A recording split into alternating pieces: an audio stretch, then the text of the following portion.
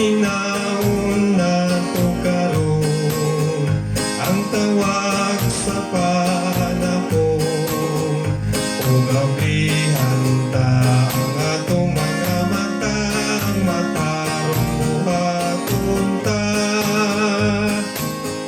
Panahon na sa pagbago, panahon na sa buhing pagtuo, panahon na sa patigusay, pakiguli, pagpasaylo.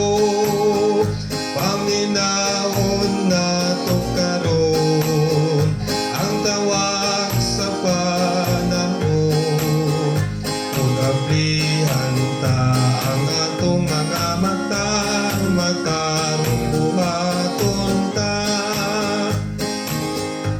Ang nakanto sa kawadon, nagpaabot sa atong pagtulong, angayan tang paninguhaon, kauswagan nga tawahanon.